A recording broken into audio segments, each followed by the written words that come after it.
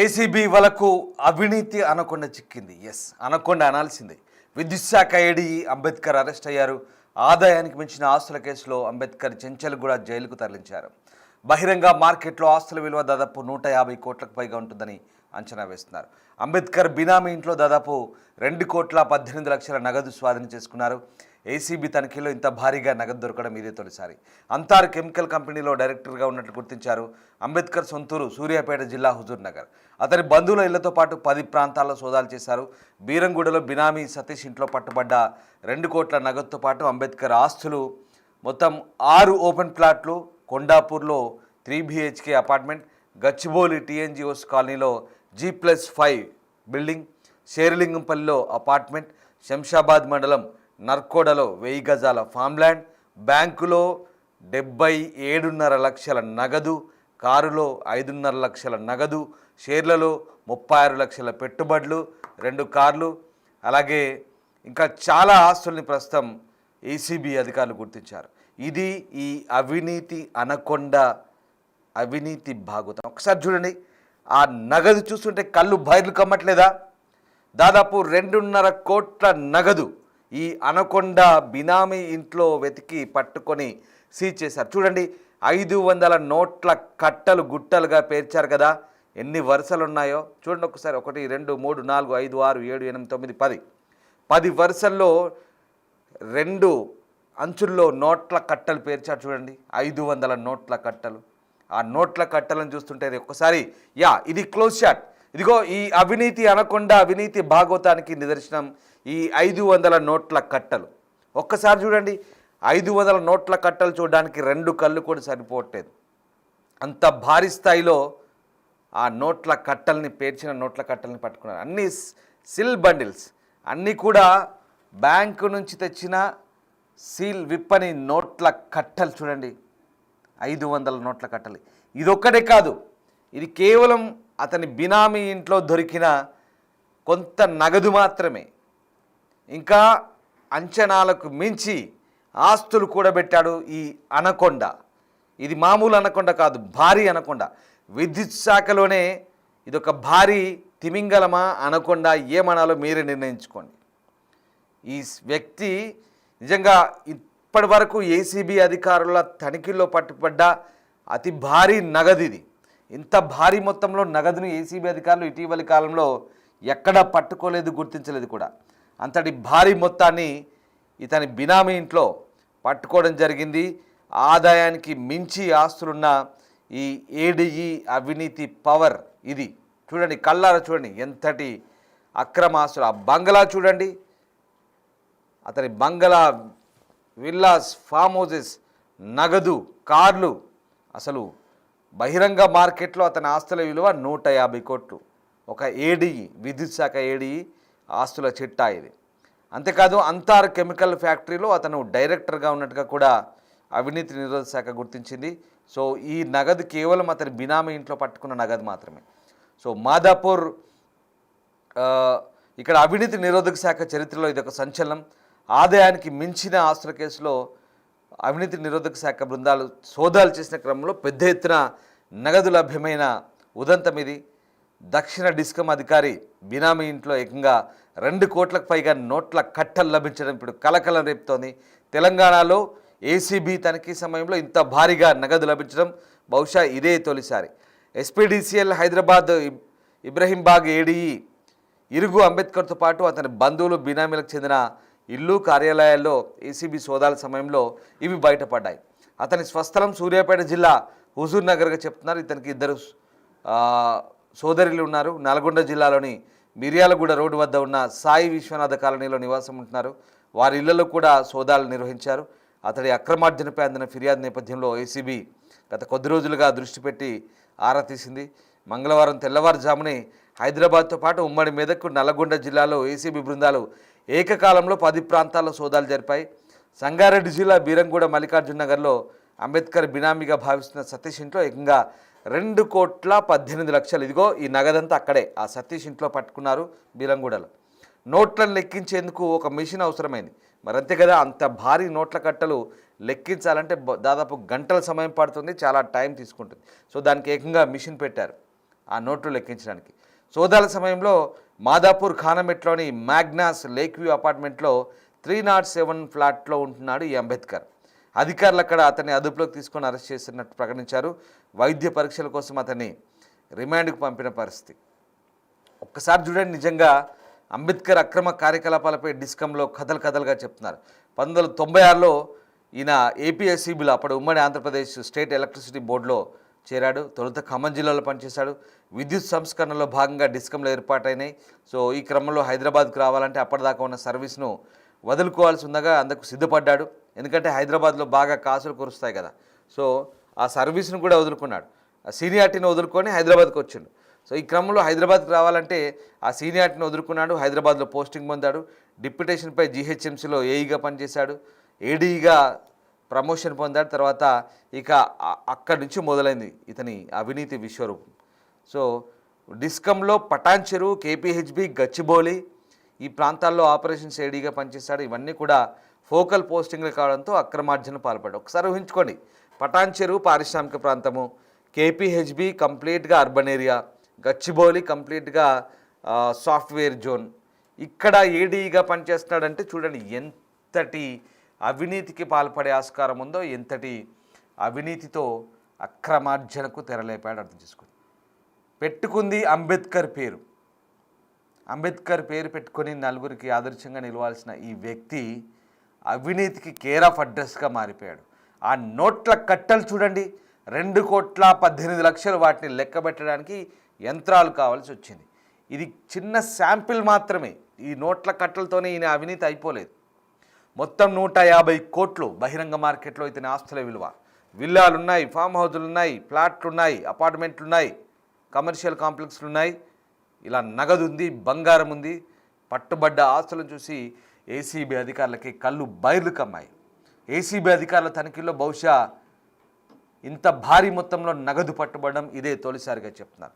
ఒకసారి ఆయన ఆస్తుల చిట్టాకు సంబంధించి ఆస్తులకు సంబంధించి క్లోజ్ షాట్స్ అయినా ఒకసారి మనం చూపించే ప్రయత్నం చేద్దాం. రైట్, మొత్తం మీద ఆయన ఆస్తులకు సంబంధించిన వ్యవహారాలన్నీ కూడా బయటపడినప్పుడు ఒక్కసారిగా ఏసీబీ అధికారులు విస్తుపోయిన పరిస్థితి. ఎప్పుడైతే ఏఈ నుంచి ఏడీగా పదోన్నతి పొందాడు, ఇక అక్కడి నుంచి మొదలైంది ఇతగాడి అవినీతి భాగోతం. ఇక దీర్ఘకాలికంగా ఇబ్రహీంబాగ్ ఏడీగా విధులు నిర్వహించి ఈ ఆస్తులు కూడబెట్టిన చెప్తున్నారు. ఒక ఉన్నత స్థాయి, ఒక సాధారణంగా ఒక అధికారి 3 ఏళ్ల పాటు ఫోకల్ పాయింట్లో పనిచేస్తే నాన్ ఫోకల్ పోస్టుకు బదిలీ చేస్తారు. కానీ ఈ సూత్రాలు ఏవి తనకు వర్తించేవి కాదు. ఎప్పుడైనా సరే పెద్దలను ప్రసన్నం చేసుకోవచ్చు అంటూ ఫోకల్ పోస్టులో కొనసాగేవాడు. సో ఐటీ కారిడార్లో డ్యూటీ కాబట్టి ఇక భారీ భవంతులు, ఐటీ భవనాలు పెద్ద సంఖ్యలో ఉన్నాయి. వాటికి విద్యుత్ కనెక్షన్ జారీలో పెద్ద ఎత్తున ముడుపులు తీసుకున్నట్టుగా ఫిర్యాదులు ఉన్నాయి. ఏదైనా ఒక సంస్థ సర్వీస్ కావాలని దరఖాస్తు చేస్తే ఇక అక్కడ సబ్స్టేషన్ నుంచి సర్వీస్ ఇవ్వడానికి లోడ్ సరిపోదని సాకు చెప్పేటాడు. సో దూరం నుంచి లైన్ వేసుకోవాలని ఎస్టిమేషన్ ఇచ్చేవాడు. అందుకు కోట్లలో ఖర్చు అయ్యే అవకాశం ఉంటుందని ఆ సంస్థ ప్రతినిధులతో బేరసారాలు సాగించేవాడు. భారీ ఎత్తున ముడుపులు తీసుకోవడం, ఆ పనుల్ని తన బినామీలతో చేయించడం, కోట్లలో అక్రమ సంపాదన చేసుకోవడం, ఇది ఇతని పని. సో అంబేద్కర్ పనిచేసిన చోట 3 బినామీల పేర్లతో తనే కాంట్రాక్టులు చేసేవాడంటూ ప్రచారం ఉంది.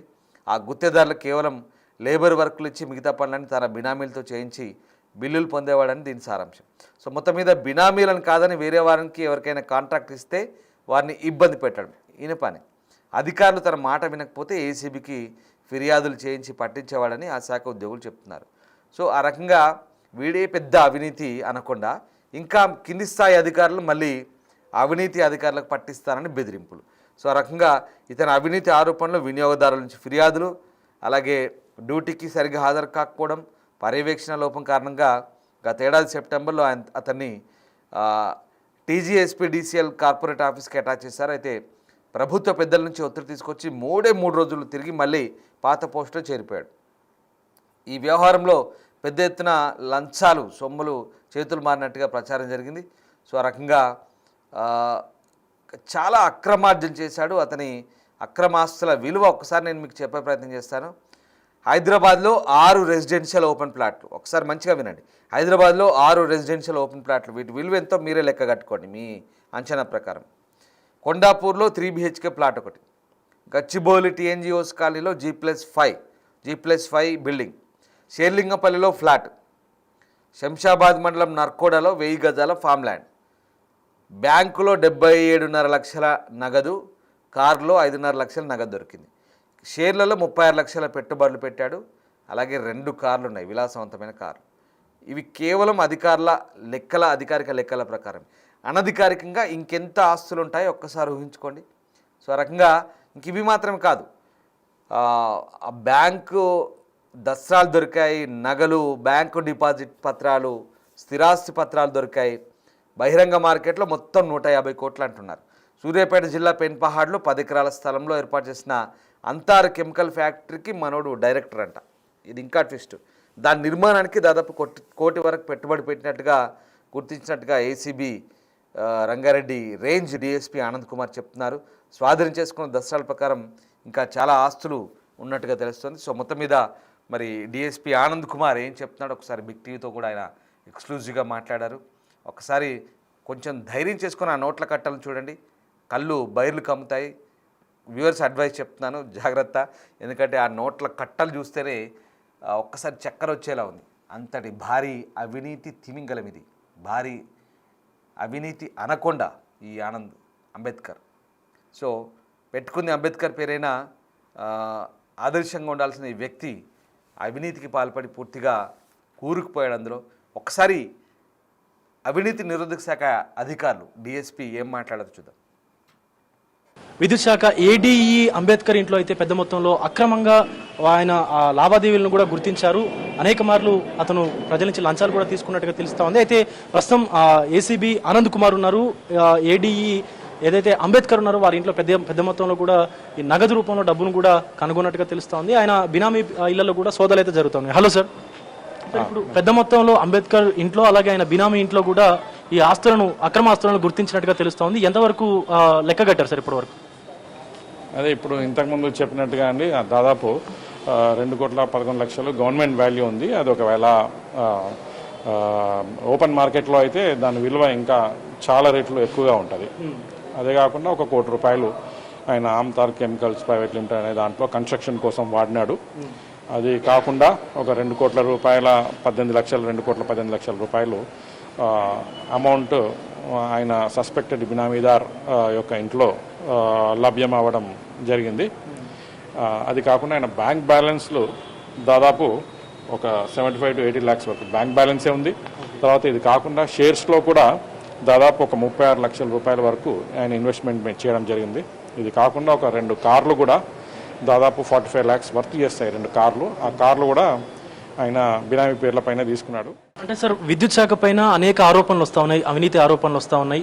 ఏ పనైనా సరే లంచం లేనిది చేయట్లేరు అంటూ కూడా విద్యుత్ శాఖ పైన తెలంగాణలో ప్రత్యేకంగా ఆరోపణలు వస్తూ ఉన్నాయి. సో ఇలాంటి అవినీతి తిమింగలాలు ఇంకెంతమంది ఉన్నారనుకోవచ్చు? మీకు ఏమైనా మీ దృష్టికి వచ్చిందా? ఇంకా మా దృష్టికి వచ్చినప్పుడు ఎప్పుడైనా కూడా అండి మా సుపీరియర్ ఆఫీసర్స్ యొక్క పర్మిషన్ తీసుకొని దానికి అనుగుణంగా మేము కేసెస్ వేస్తూనే ఉన్నాము. ఇంతవరకు కూడా ఇంతకుముందు కూడా ఇదే శాఖలో చాలా కేసెస్ నమోదు చేయడం జరిగింది, వాళ్ళని కస్టడీలోకి తీసుకోవడం జరిగింది, ట్రాప్స్ కూడా రెడ్ హ్యాండెడ్ ట్రాప్స్ కూడా చేయడం జరిగింది.